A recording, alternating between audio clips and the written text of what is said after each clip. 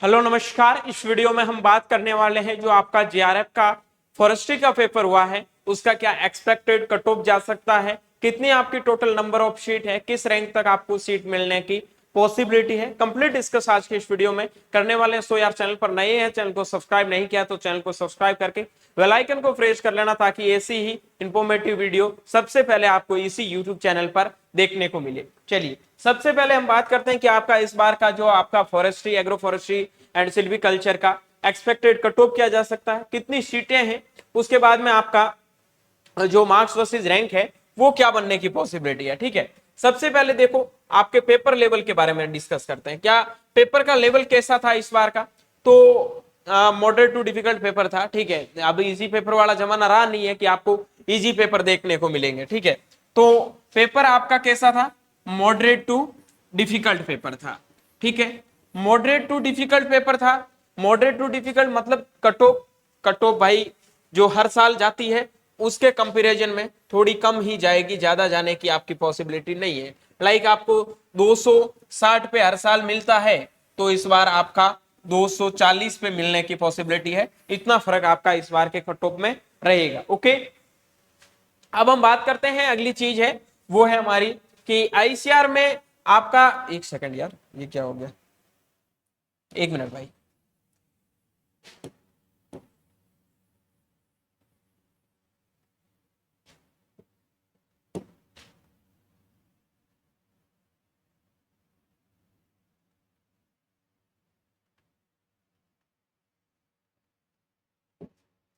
कि आईसीआर में आपका कितने मार्क्स पर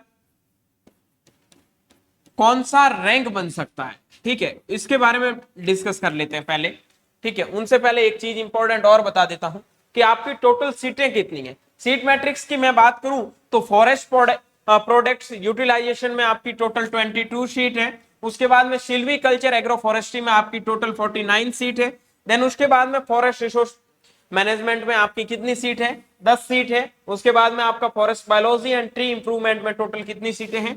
30, सॉरी 20, 20 10 30 ये हो गया और 70 71 ये हो गया, लगभग आपका 101 सीट है। ठीक है, अभी तक का जो ये टेंटेटिव सीट मैट्रिक्स था उसके बेस पे मैं बात कर रहा हूं जो आपका 2024 का आया है। हो सकता है कुछ नए कॉलेज ऐड और के थोड़े और सीटें हैं वो आपकी बढ़ जाए, लेकिन आपको अभी तक इतना ही मानना है कि हमारे पास में इतनी सीटें हैं। ठीक है, अब हम बात कर लेते हैं कि कितने मार्क्स पे आपका कौन सा रैंक बनने की पॉसिबिलिटी है।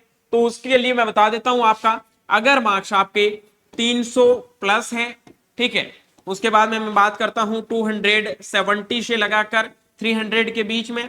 देन मैं बात करता हूं आपका 250 से लगाकर 270 के बीच में। देन बात करते हैं 230 से लगाकर 250 के बीच में। और उसके बाद में 200 से लगाकर 230 के बीच में। बाकी इससे नीचे देखने का कोई मतलब है नहीं, और सिलेक्शन के भी बहुत कम चांस है। लास्ट आप 180 मान सकते हो, उससे नीचे तो बहुत रेयर चांस है कि आपके सिलेक्शन भी होंगे। ठीक है, 300 प्लस अगर आपके नंबर आ रहे हैं तो आपका रैंक आएगा अंडर 10 में, 10 के अंडर में रैंक आएगा, श्योर मान के चल लेना। 270 से 300 के बीच में जिनका भी रैंक आ रहा है, 270 से 300 तक आपका, अगर 270 से 300 समथिंग मार्क्स आ रहे हैं तो आपका रैंक बनेगा लगभग 30 से 50 के बीच में। ठीक है, अगर आपके मार्क्स 250 से 270 के बीच में आ रहा है तो आपका रैंक बनने के चांसेस है 70 से लगाकर 100 के बीच में। उसके बाद में 230 से 250 के बीच में अगर आपके मार्क्स आ रहे हैं तो लगभग आपका 150 से लगाकर 200 तक रैंक बनने की पॉसिबिलिटी है। 200 से 230 के बीच में मार्क्स आ रहे हैं तो आपका रैंक है वो 250 से लगाकर 300 तक जाने की पॉसिबिलिटी है। और 180 पर आपका जो रैंक बनेगा वो रैंक लगभग 400 के समथिंग बनने की पॉसिबिलिटी है। ये आपका रैंक है कि इस रैंक तक आपको, मतलब इतने मार्क्स पर आपका ये रैंक बनने की पॉसिबिलिटी है। ये 99% आपका लगभग डाटा है वो सही होगा, थोड़ा बहुत है वो ऊपर नीचे हो सकता है क्योंकि ना कोई एनटीए नहीं हो कि 100% आपको एकदम ऑफिशियल डाटा प्रोवाइड करवा दूं। ठीक है, उसके बाद में मैंने आपको सीटें बता दी, इतनी सीटें हैं।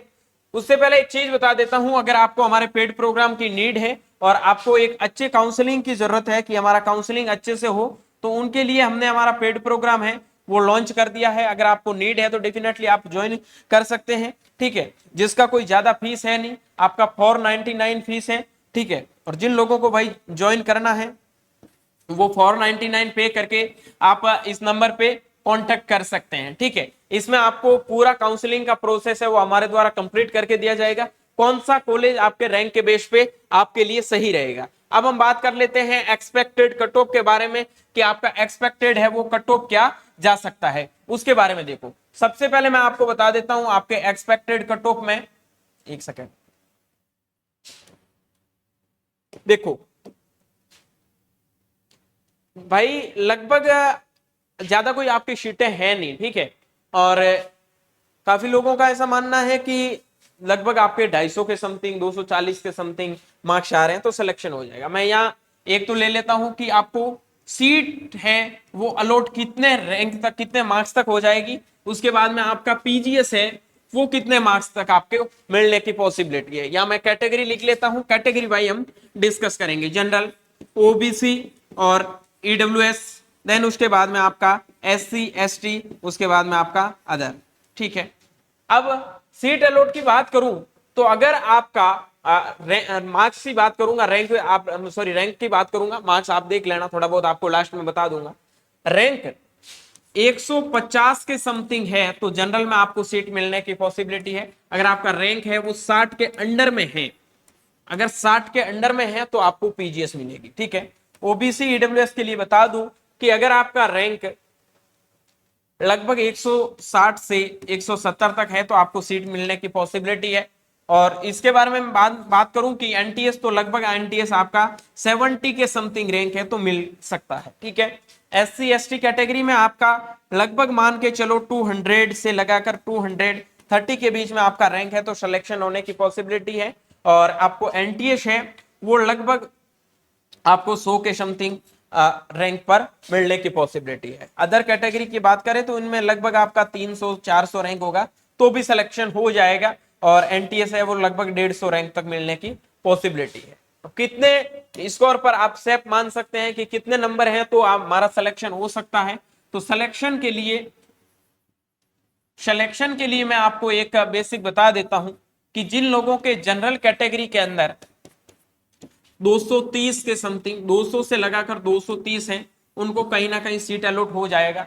ओबीसी और ईडब्ल्यूएस कैटेगरी की मैं बात करूं तो लगभग आप 220 तक मान सकते हैं। ठीक है, यहाँ 200 से 230 ही बताया, ज्यादा ही बताया। ठीक है, उसके बाद में एससी और एसटी कैटेगरी, क्योंकि आपकी सीटें भी कम है, हालांकि मुझे पता है नंबर ऑफ स्टूडेंट बहुत कम पार्टिसिपेट करते हैं, लेकिन यार इससे नीचे तो सीट अलॉट होने के बहुत कम चांस है। ठीक है, उसके बाद मैं एक फाइनल दे ही दूंगा कि कितने रैंक तक आपको काउंसलिंग के लिए वेट करना चाहिए, कितने मार्क्स तक। एससी और एसटी में आपको लगभग 180 के समथिंग मार्क्स आ रहे हैं तो सेफ मान सकते हैं। जिनके 200 प्लस, ओबीसी जनरल ईडब्ल्यूएस की बात करूं 200 या 200 के समथिंग मार्क्स आ रहे हैं वो एकदम सेफ जोन है। बाकी आप थोड़ा ऊपर नीचे आपका यार 10-15 तो प्लस माइनस हो ही सकता है। आई होप ये सारी चीजें आपको समझ में आ गई। मैंने एक डाटा जो भी जिन लोगों ने पेपर दिया है लास्ट ईयर के पेपर का कंपैरिजन करके जो प्रीवियस ईयर का कट ऑफ गया है वो सारा एनालाइज करके आपके साथ में शेयर किया है। तो आपका फर्ज बनता है चैनल को सब्सक्राइब करके, वीडियो में अगर थोड़ा बहुत कुछ लगे तो आप कमेंट बॉक्स में जरूर बताना, और इससे रिलेटेड